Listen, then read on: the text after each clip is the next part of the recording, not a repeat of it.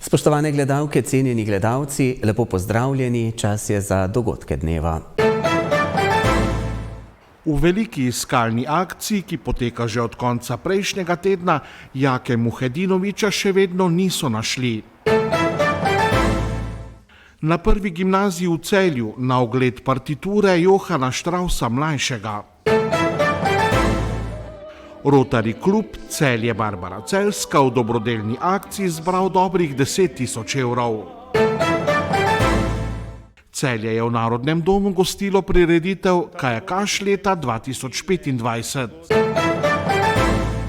V Celju, Žalcu in širši okolici že 5. dan poteka iskalna akcija, v kateri iščejo 24-letnega Jako Muhedinovića iz Casas, ki je prejšnjo soboto izginil brez sledu. Nazadnje so ga opazili na Ljubljanski cesti v Celju. V veliki iskalni akciji, v kateri poleg predstavnikov policije sodelujejo reševalne ekipe in številni posamezniki iz Celja in okolice, Jake zaenkrat niso uspeli najti. Policija preiskuje vse možnosti, vključno s kaznivim dejanjem. Iskalna akcija se je nadaljevala danes v Tremerjah in okolici, na strmih gozdnatih področjih in težko prehodnem terenu. Jako Muhedinovića so iskali na območju, kjer se je njegov mobilni telefon med telefoniranjem nazadnje povezal na omrežje. Danes je organizirana iskalna akcija na področju bazne postaje, ki pokriva oziroma sveti iz Rifengozda. V iskalno akcijo je vključenih 116 udeležencev, od tega so vključeni policisti, vojska, imamo tudi gasilce, pa domačini oziroma sorodniki, tisti, ki pomagajo po tej liniji. Preiskava poteka po strmih gozdnih področjih. Preiskava se izvaja v bistvu na fizični način, da se pregleda ves ta teren. Mislim, da bo glede na konstrukcijo terena potekala danes preiskava terena cel dan. Kar se pa tiče pa naprej, bomo pa videli glede na aktivnosti oziroma informacije, ki nam bojo prihajale noter sproti. Tudi za to preiskavo terena pa z ostalimi aktivnostmi jih pa izvajamo ob tem zbiranja obvestila pa ostali razgovori. Policisti sicer uporabljajo vse vire informacij, ki bi jim lahko pomagali pri iskanju pogrešanega. Ja, informacije pridobivamo z tistih razpoložljivih virov, ki smo jih pridobili v štartu ob sami prijavi pogrešanja strani sorodstva. Potem imamo tudi določene namige, ki se nam zdijo smiselni, tudi tiste preverjamo, pa dela se analitika vseh teh zbranih podatkov z tehničnih sredstev, ki jih tudi imamo, kot je na primer ta, kar nam pokriva bazna postaja, in se potem iščejo variante oziroma možnosti, kje nadaljevati pa iskati, pa usmerjati iskanje samo kot tako. Iskanje se bo tako nadaljevalo tudi v prihodnje, policisti pa prosijo vse, ki imajo o pogrešanemu kakšne informacije, naj z njimi stopijo v stik. Celjski policisti so odvzeli prostost 44-letnemu moškemu, ki je osumljen ropa trafike v središču Celja, tatvine iz blagajne v trgovini v Celju in poskusa tatvine gotovine. Gre za starega znanca policije, ki je bil v preteklosti že pravnomočno obsojen in se je pred kratkim vrnil s prestajanja zaporne kazni. Rop v trafiko smo obravnavali v soboto 22. novembra v dopoldanskih urah v centru Celja. Storilec je zaposleni zagrozil z revolverjem, za katerega se je kasneje izkazalo, da gre za imitacijo, in zahteval denar. Ko mu je izročila denar, je pobegnil. Rop je izvedel na predrzen način v času, ko so bile mestne ulice polne obiskovalcev. 2 dni pred ropom je v trgovini na Ipavčevi ulici v Celju vstopil v prostore, kjer zaposleni hranijo svoje stvari. Zaposlenega je zalotila, ko je brskal po njeni torbici in ga pregnala. V tem primeru ni uspel ničesar ukrasti. 26. novembra pa je v trgovini na Dečkovi cesti na predrzen način pri plačilu žvečilnih gumijev segel v predal blagajne in ukradel šop bankovcev ter stekel iz trgovine. Celjski policisti so konec preteklega tedna pri 44-letniku, ki je v Celju bival neprijavljen, opravili hišno preiskavo in zasegli več stvari, med drugim tudi imitacijo revolverja, ki ga je uporabil pri ropu in je na las podoben pravemu strelnemu orožju. 44-letnik je odvisnik od prepovedanih drog in ni zaposlen. Denar za preživetje in prepovedane droge pridobiva izključno z izvrševanjem premoženjskih kaznivih dejanj, ki jih izvršuje kontinuirano in na vedno bolj predrzne načine. Zaradi storitve premoženjskih kaznivih dejanj je bil v preteklosti že obravnavan in tudi pravnomočno obsojen. Pred kratkim se je vrnil s prestajanja zaporne kazni. Mestna občina Celje je za sofinanciranje ukrepov in spodbujanje razvoja kmetijstva in podeželja namenila slabih 95 000 evrov, te so razdelili 61 upravičencem. Za sofinanciranje naložb na kmetijskih gospodarstvih so 41 upravičencem izplačali slabih 68 000 evrov. V okviru ukrepa, ki zajema pomoč za naložbe v predelavo in trženje kmetijskih ter živilskih proizvodov, je 5 upravičencev skupno prejelo 20 000 evrov. 12 društvom z področja kmetijstva in razvoja podeželja pa so razdelili okrog 5400 evrov. Letos mineva 200 let od rojstva skladatelja Johana Straussa mlajšega. Na Prvi gimnaziji v Celju so ob tej priložnosti na ogled postavili razstavo njegovih originalnih partitur. Otvoritve se je udeležil tudi Zmago Jelinčič, ki je gimnaziji partiture posodil. Na celjski Prvi gimnaziji so v počastitev 200. obletnice rojstva kralja valčkov Johana Straussa mlajšega odprli izjemno zanimivo razstavo, ki nas popelje v zlato dobo dunajske glasbe.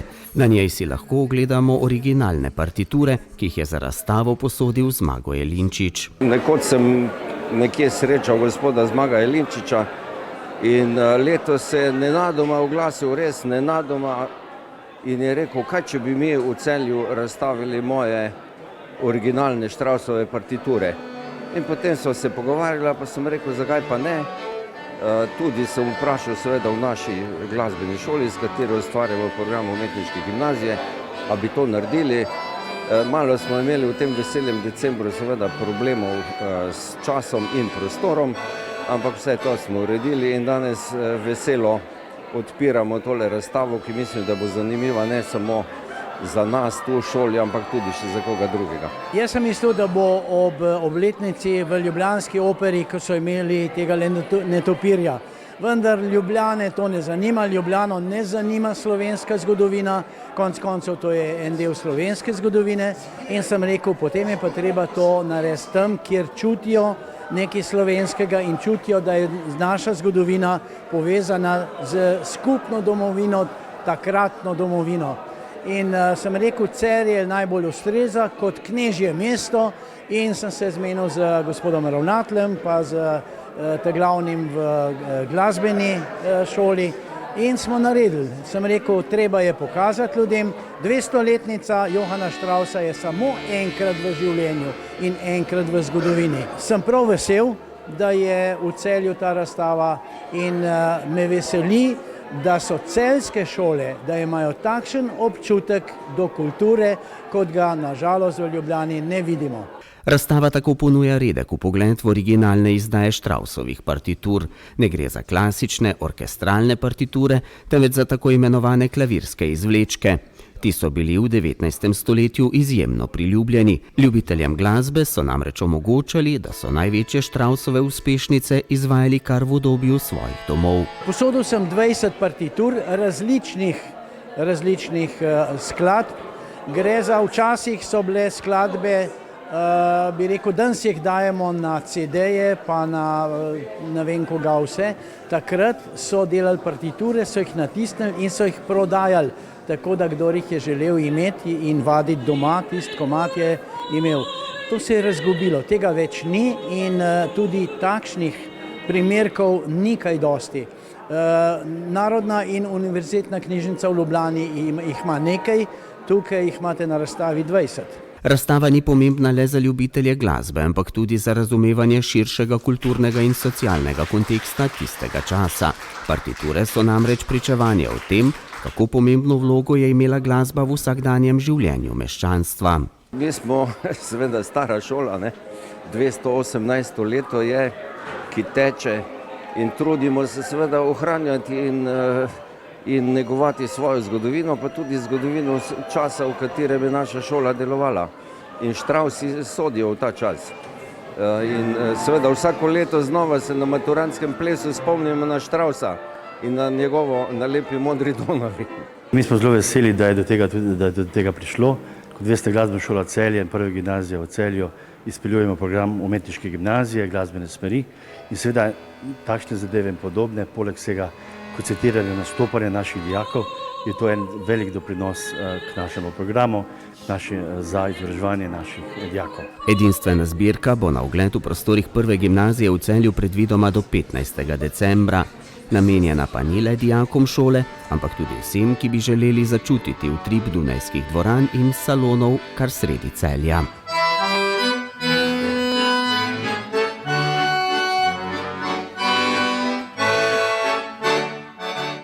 Skupaj za mlade je bil naslov 19. dobrodelnega koncerta Rotary kluba Celje Barbara Celjska, ki so ga izpeljali v Celjskem domu. Na njem je ansambel Lahov Boris Prijatelji obiskovalce zabaval z Avsenikovo glasbo. Celjski rotarijci so s to dobrodelno akcijo zbrali dobrih 10.000 evrov.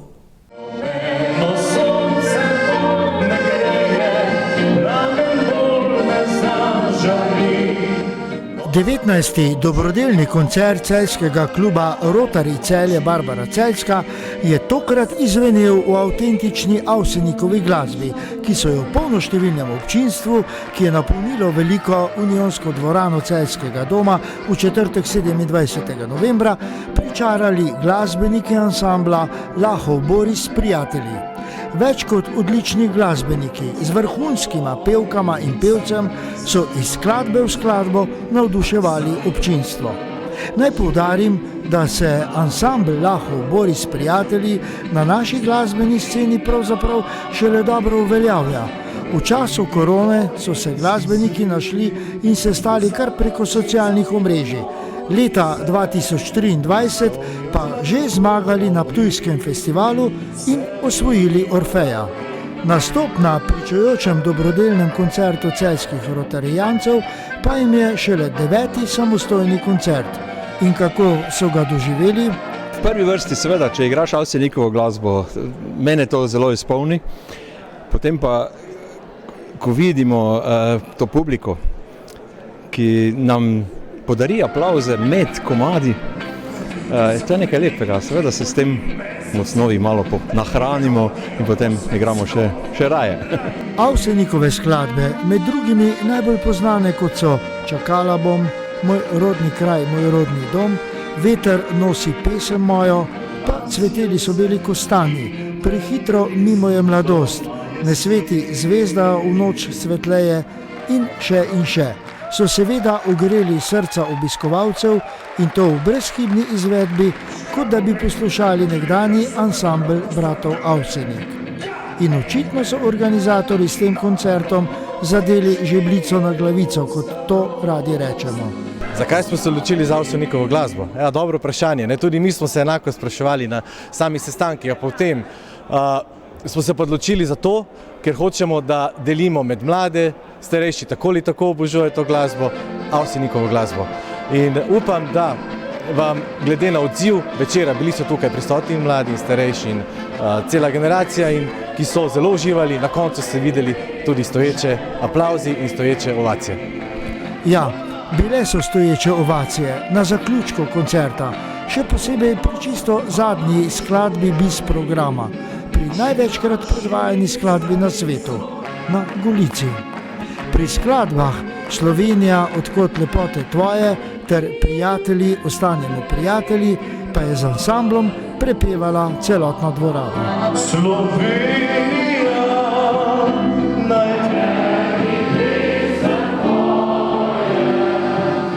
koncert je torej v celoti uspel, tako po umetniški glasbeni plati, kot tudi v namenu dobrodelnosti, saj bodo zbranimi sredstvi, nekaj več kot 10.000 evri, pomagali nekaterim izjemnim mladim talentom preko svoje fundacije Barbara Celjska ter pomoči potrebnim družinam.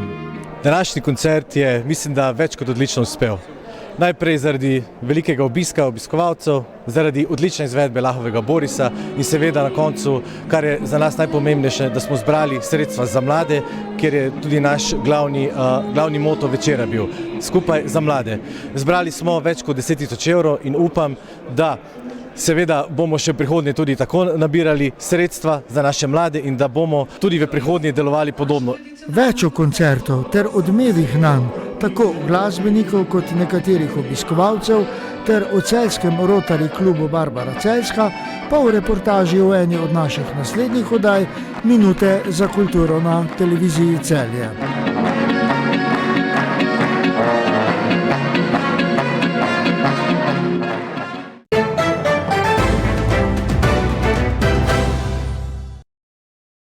Kajakaška zveza Slovenije je sinoči v Celjskem narodnem domu pripravila prireditev Kajakaš leta 2025.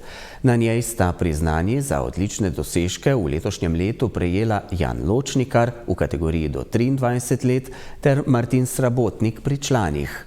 Predsednik celjskega društva Dušan Konda pa je ob 40-letnici delovanja v celjskem klubu prejel srebrno plaketo Kajakaške zveze Slovenije. To pa jaz nisem pričakoval, oziroma jaz sem za to vedel že kak mesec, dva, ko so pač iz Kajakaške zveze mi povedali, jaz sem pač že dolgo v tem športu, zdaj je glih 40 let, odkar sem predsednik, takih tudi ni veliko, ni jih veliko in so mi pač dali to srebrno plaketo, sem zelo počaščen, tako sem pa rekel v govoru, smatram to priznanje vsem nam v Celju, ker jaz sem še lahko ne vem kako entuzijast, brez mojih ljudi na špici pa kljub temu to mi ne bi ratalo. Tako da to je, jaz pravim, zahvala vsem mojim in priznanje za vse nas. Alfa in omega celjskega kluba Dušan Konda je bil zelo zadovoljen tudi zaradi dejstva, da se je Kajakaška zveza Slovenije letos odločila, da prireditev Kajakaš leta, ki običajno poteka v Ljubljani, tokrat izpelje v Knežjem mestu.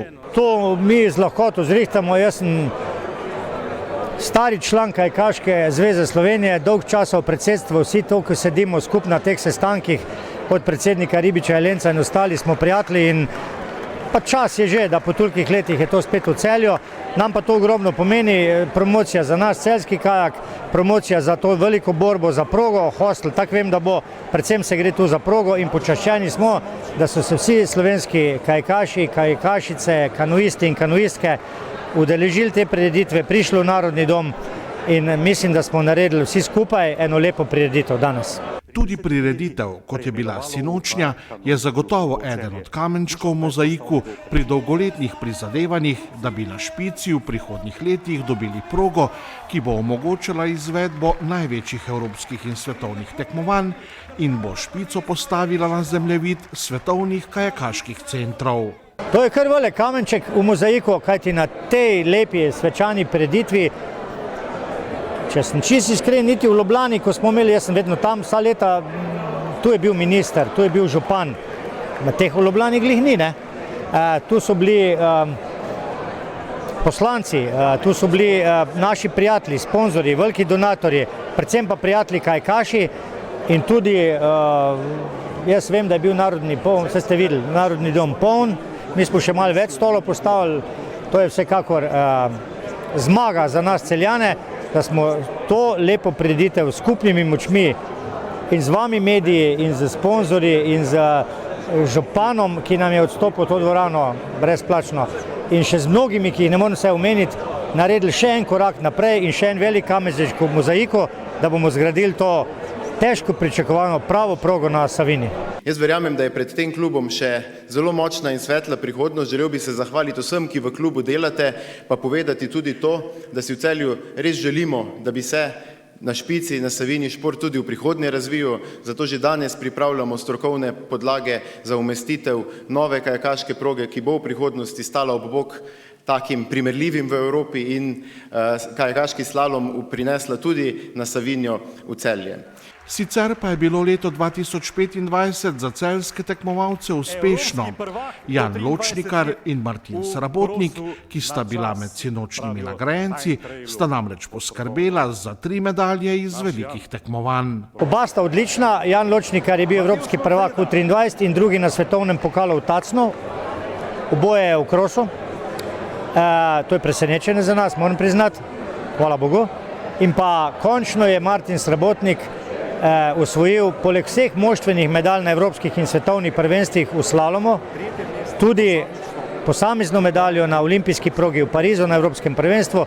Pred njim sta bila samo Irži Prskavec, olimpijski prvak, in Tituanka Strik, viceolimpijski prvak. Tako da Martin je tu dokazal, da je špica, in verjamem, star bo zdaj kmalu 29, oziroma 30, zdaj 29 bo 30, to je glih ta prava leta v kajaku, par let še potegne in verjamem, da bo še osvojil kako medaljo. Naša mladca, 22 in 23 let stara Janin Lan, pred njima je še vse. To je šport, ki si v ta boljših letih, tam proti 30, ko imaš veliki izkušenj, ker ti ta divja voda je neprevidljiva, tu zelenci ne uspevajo. So kakšne redke izjeme, ala Žiga Linhočevar, ki je fenomen. Tako da verjamem, pa še nekaj mladincev imamo potencialnih, tako da verjamem, da bomo osvojili še kako bolj žlahtno medaljo, kot smo jih letos.